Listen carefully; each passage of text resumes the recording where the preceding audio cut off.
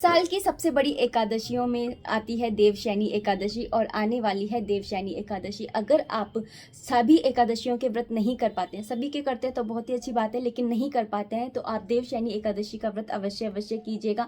देवशयनी एकादशी कब रहेगी, इसका पारण का समय क्या रहेगा, इस दिन हमारी क्या दिनचर्या होनी चाहिए, किस तरह से हमें संकल्प लेना चाहिए, किस तरह से पारण करना चाहिए और किस तरह से हम पीरियड्स के अंदर एकादशी के व्रत को कर सकते हैं और एकादशी के व्रत का पारण कर सकते हैं। आज के वीडियो में हम लोग यही जानेंगे। तो चलिए वीडियो को स्टार्ट करते हैं। तो सबसे पहले जान लेते हैं कि देवशयनी एकादशी कब रहेगी। देवशयनी एकादशी जो है वो 17 तारीख की रहेगी।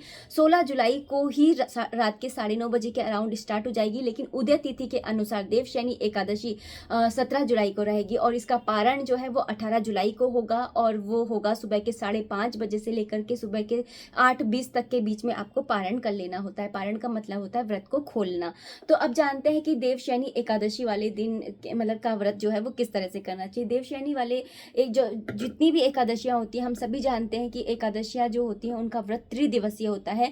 तो इस दशमी तिथि वाले दिन से ही जो एकादशी के नियम होते हैं वो स्टार्ट हो जाते हैं। तो शाम के जब सूर्य नारायण भगवान जी जो है वो अस्त हो जाते हैं, उस समय से ही नियम जो है वो स्टार्ट हो जाते हैं। जैसे कि आपको चावल का यूज नहीं करना होता है, प्याज लहसुन का उपयोग नहीं करना होता है, ब्रह्मचर्य का पालन करना होता है। और कुछ लोग तो ऐसे भी होते हैं जो अन्न का भी त्याग कर देते हैं। अगर आप ऐसा कर सकते हैं तो करिए, अगर नहीं कर सकते हैं तो कम से कम इतना तो करिए कि आप चावलों का उपयोग ना करें, प्याज लहसुन का उपयोग ना करें, मद्यपान है या ब्रह्मचर्य है, इन सब का पालन करें। तो जो फिर उसके बाद आता है नेक्स्ट डे, यानी कि है ना एकादशी वाला दिन। एकादशी वाले दिन आपको सुबह उठ करके है ना सबसे पहले अपने घर का जो मेन दरवाजा होता है उसको धोना है। उसके बाद में आपको स्नान आदि से निवृत्त होना है।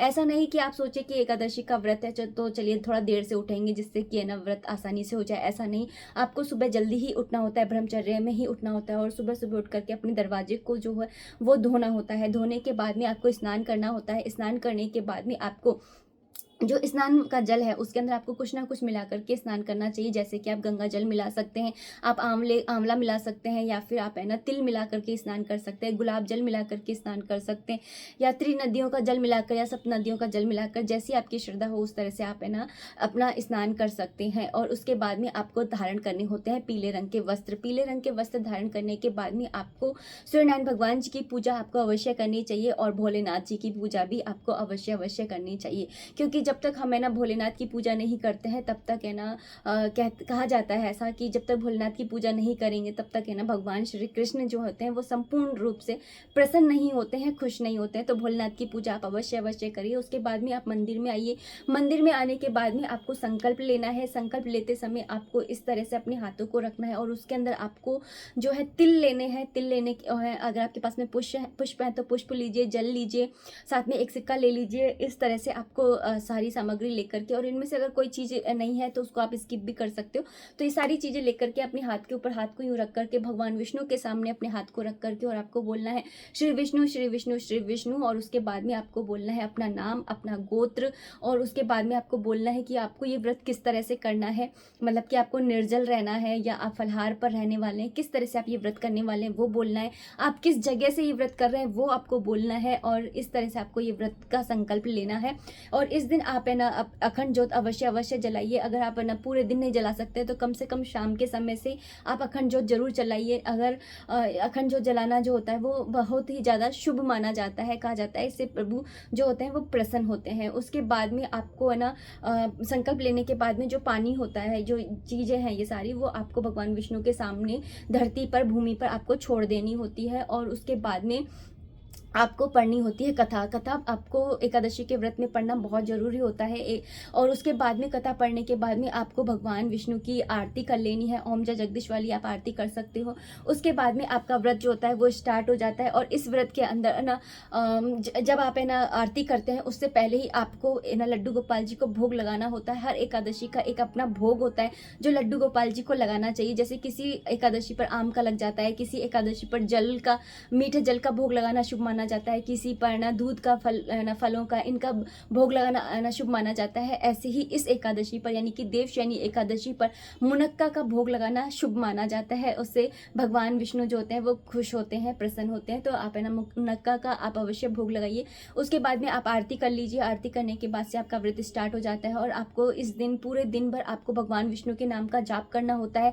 आप ओम नमो भगवते वासुदेवाय नमः या फिर आप हरे कृष्ण मंत्र का जाप कर सकते हैं, या फिर आपको गुरुओं द्वारा दिया गया कोई मंत्र है तो उसका आप जाप कर सकते हैं। और उसके बाद में ना आपको पूरे दिन भर नाम का जाप तो करना ही करना है, लेकिन साथ ही साथ आपको इस बात का विशेष ध्यान रखना है कि आपको दिन में नहीं सोना है। साथ ही साथ आपको चुगली है, किसी की निंदा करना है, ये सारी चीज़ें आपको नहीं करनी है, क्योंकि जितना हम अच्छे काम करते हैं उसका पुण्य फल मिलता है। ऐसे ही अगर हम कोई बुरा काम करते हैं तो उसका भी हमको फल प्राप्त होता है और ज़्यादा फल प्राप्त होता है। इसलिए आप इस दिन है ना ये सारी चीज़ें ना करें। आपके फल, आप जो अपना व्रत कर रहे हैं, इतनी जो उनके मेहनत कर रहे हैं, ये सारी मेहनत जो है व्यर्थ ना जाए। इसके लिए बहुत ज़रूरी है कि आप है ना इन छोटी छोटी चीज़ों का ध्यान रखें। फिर इसके बाद में शाम के टाइम में आपको अपना हाथ मुँह धो करके और आरती कर लेनी है। अपने मेन दरवाजे पर आपको दीप जलाना है, मंदिर में दीप जलाना है। तो इस तरह से आपको एकादशी का व्रत करना है। और हो सके तो एकादशी वाले दिन आपको सोना नहीं है, क्योंकि एकादशी वाले दिन जागरण करना माना जा अगर आप कथा पढ़ेंगे तो उसमें भी आप पाएंगे कि जागरण करना बहुत शुभ माना जाता है। जागरण करना चाहिए। अगर आप पूरी रात नहीं कर सकते तो कम से कम रात के 12 बजे तक तो आप जागरण अवश्य करिए। उसके बाद में दूसरे दिन आपको सुबह उठ करके 5:30 बजे से लेकर के और 8:20 तक का समय है पारण का, यानी कि हमें व्रत खोलना होता है। व्रत खोलने का यही है कि आप है ना, या तो आप है ना सबसे पहले नहा करके स्नान कर लीजिए। स्नान करने के बाद में आप लड्डू गोपाल जी को स्नान करा दीजिए, और जो उनका स्नान का जल होता है उस जल को लेकर के 3 बार लेना होता है। जैसे ले लिया, जो इनका नहाने का पानी है उसे आप किसी बर्तन में डाल लीजिए, फिर 1 चम्मच से 3 बार आपको लेना होता है। 3 और लेने के बाद में और थोड़ा सा भगवान के सामने से हट करके और आप बोल करके कि भगवान जी मैं आपके व्रत का पारण कर रही हूँ, व्रत खोल रही हूँ, और आपको वो जल ग्रहण कर लेना होता है। इस दिन द्वादशी वाले दिन आपको है ना चावलों का भोग अवश्य लगाना चाहिए। आप है ना और ना, क्योंकि हम पूरे मतलब एकादशी से दशमी की शाम से ही हम ना चावलों का त्याग कर देते हैं। तो सबसे पहले भगवान लड्डू गोपाल जी को, अपने इष्ट अपने विष्णु भगवान जी को है ना चावलों का भोग लगा करके और फिर है ना खुद को भी है ना मीठे चावल खाने चाहिए। और इस दिन है ना दान का बहुत ज़्यादा महत्व होता है द्वादशी वाले दिन, तो आप दान अवश्य दे करके आइए। जैसे कि है ना आप है ना जो भी मतलब आप है ना आलू है, आटा है, ये सारी चीज़ें आप दे करके आ सकते हैं। बना करके थाली भी दे करके आ सकते हैं, बना करके नहीं दे करके आने चाहते हैं तो कच्चा भी दे करके आ सकते हैं।